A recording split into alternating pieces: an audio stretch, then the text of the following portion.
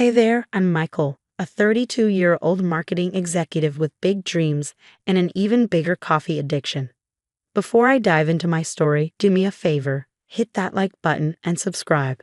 Trust me, you won't want to miss what's coming. Let me set the stage for you. I've been grinding in the marketing world for years, always chasing that next big break. And guess what? It finally happened. I landed a VP of Marketing gig at AP Innovations, a Fortune 500 company. Total game changer, right?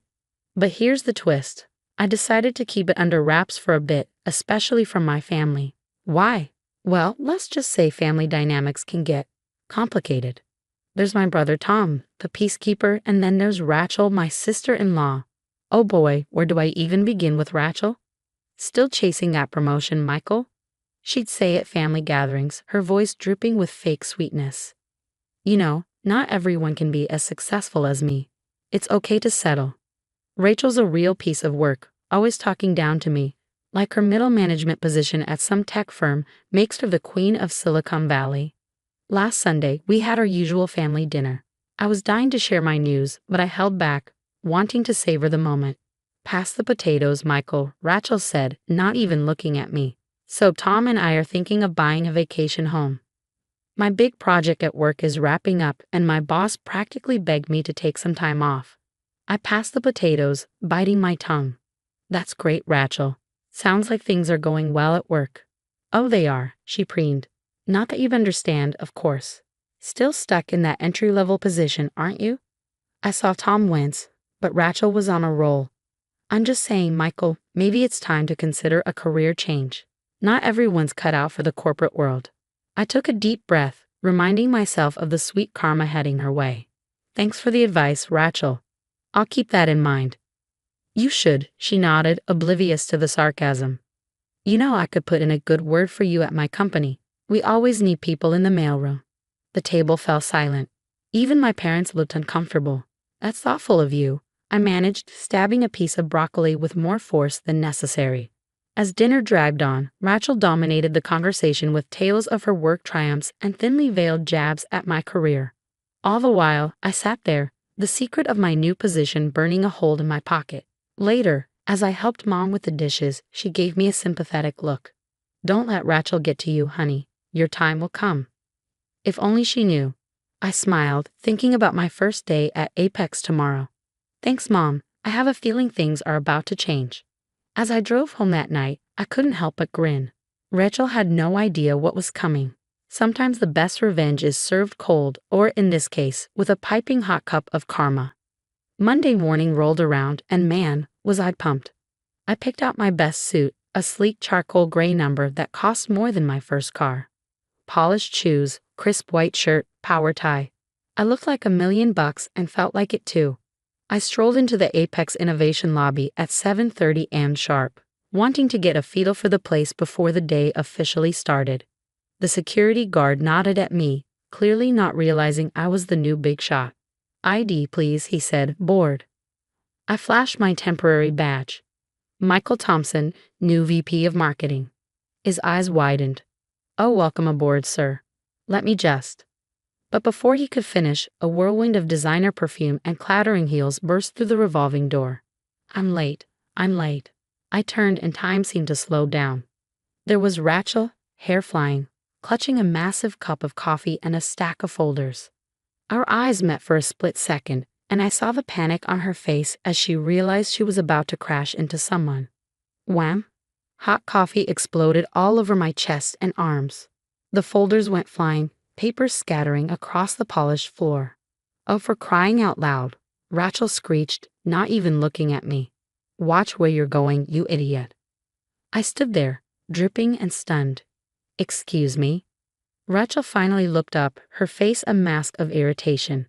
She looked at me like I was a stranger in my sharp suit, fresh haircut, and clean-shaven face. Are you deaf? She snapped, her tone sharp. I said watch where you're going. Do you have any idea how important this meeting is? And now look at me. I glanced at her outfit. Of course, not a drop of coffee had touched her. I think I got the worst of it, I replied, gesturing to my ruined suit. Rachel rolled her eyes. Oh, please.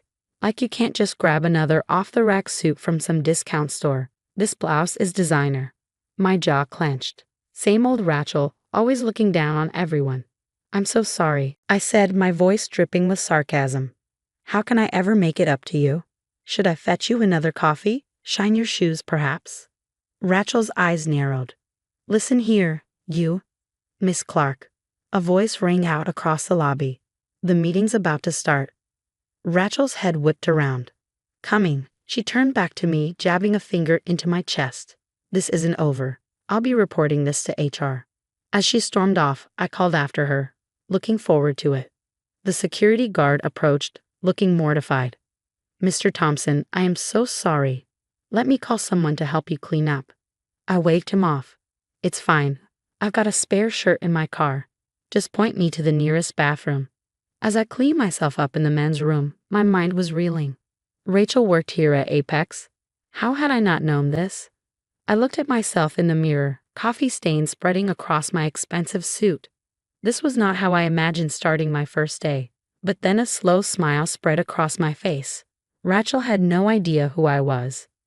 No idea that her little temper tantrum had been directed at her new boss. Oh, this was going to be interesting. I straightened my tie, took a deep breath, and headed out to face my first day as VP of Marketing. Rachel wanted to play hardball. Game on, sister-in-law, game on. After changing into my spare shirt, I made my way to the top floor for the company-wide meeting. The CEO, James Anderson, greeted me warmly. Everyone, I'd like to introduce our new VP of Marketing, Michael Thompson. The room erupted in applause. As I scanned the faces, I spotted Rachel in the back, her jaw practically on the floor. Our eyes locked, and I saw the moment of horrified recognition. I kept my cool, addressing the room. Thank you all. I'm excited to join the Apex team and take our marketing efforts to new heights. Throughout my speech, I could feel Rachel's panic stare. As soon as the meeting ended, she bolted for the door, but I wasn't done yet. Rachel Clark, I called out. Could you stay behind for a moment? The color drained from her face as she turned back. Of course, sir. Once everyone else had left, Rachel launched into damage control mode. Michael, I am so sorry about earlier. I had no idea it was you. If I'd known. I held up a hand. Miss Clark, let's keep things professional. I understand you have an important project you're working on. She nodded, flustered. Yes, the Zephyr campaign. It's going well. Excellent. I'll need a full report on my desk by the end of the day. And Miss Clark, in the future, please be more careful with your coffee. As Rachel scurried out, I couldn't help but remember all the times she belittled me at family gatherings, the snide comments about my career, the condescending advice. It was all coming back to bite her. Throughout the day, I overheard whispers about the lobby incident, phrases like Rachel's at it again, and poor new guy floated around. It seems Rachel's behavior wasn't anything new. During lunch, I struck up a conversation with Tina from HR. So Tina, how long has Rachel Clark been with the company? Tina's expression soured. About 3 years. Why do you ask? I shrugged, just getting to know the team. Any insights? Tina hesitated, then leaned in. Off the record, she's difficult. We've had complaints about her attitude, but she always manages to smooth things over with upper management. Interesting. I pressed further. What about her work performance? Mixed bag, Tina said. She talks a big game, but her campaigns often underperform. The Zephyr project she's leading now. It's already behind schedule and over budget. This was eye-opening. Rachel had always bragged about her work prowess, but it seemed reality was quite different. Later that afternoon, I discreetly reviewed Rachel's personnel file. Multiple warnings for unprofessional behavior, mediocre performance reviews, and even a formal complaint from a junior employee she'd reduced to tears. As I sat in my new office, processing all this information, there was a timid knock at the door. Rachel entered, clutching a folder. Here's the Zephyr report you asked for, Rachel said, her usual bravado nowhere to be seen. I took the folder from her. Thank you, Miss Clark. I'll review it and get back to you. She lingered, clearly wanting to say more. Finally, she blurted out, Michael, about what happened this morning and, well, everything. Can we just start over? I looked at her, remembering years of put-downs and condescension. Miss Clark, I believe in maintaining a professional environment. Your past behavior and current work performance will be evaluated objectively. Is that clear? Rachel nodded, defeated. Yes, sir. As she left, I couldn't help but feel a sense of satisfaction. The tables had turned, and Rachel was finally facing the consequences of her actions. But this was just the beginning. I had a job to do, and I intended to do it well. Personal feelings aside, Rachel's fate at Apex would be determined by her own actions, and something told me she was in for a rude awakening. As the weeks passed, I dove headfirst into my new role. The Zephyr campaign was a mess, and I knew a thorough review was necessary. I called a meeting with the marketing team, including Rachel. All right, team, I began. We need to reassess the Zephyr project. Rachel, walk us through your strategy. Rachel stumbled through her presentation, full of vague promises and inflated projections. It was clear she was out of her depth. After the meeting, I pulled her aside. Rachel, I'm initiating a formal review of your work performance and conduct. Her face paled. Michael, please, can we talk about this? I'm sorry for everything. I cut her off. It's Mr. Thompson at work, Miss Clark. This isn't personal. It's about the company's success. As the HR investigation unfolded, a clear pattern emerged: bullying junior employees, taking credit for others' work, manipulating data to make her campaigns look better than they were. It was worse than I'd imagined. Finally, the day of reckoning arrived. Calling Rachel into my office was one of the hardest things I had ever done. Despite everything, she was still family. Rachel, based on the review of your work and conduct, Apex has decided to terminate your employment effective immediately. She broke down, alternating between begging and threatening. You can't do this. I'll tell everyone how you're abusing your power. Tom will never forgive you. I remained calm. Rachel, this decision is based on documented evidence of misconduct and poor performance.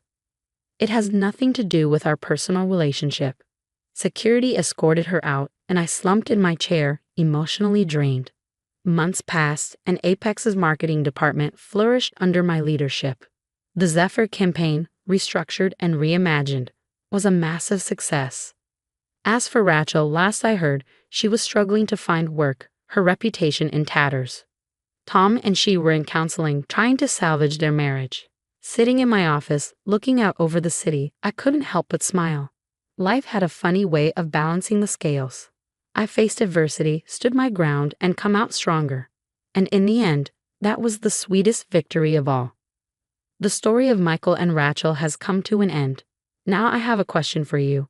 If you were in Michael's position, would you have fired Rachel or given her another chance despite her history of misconduct?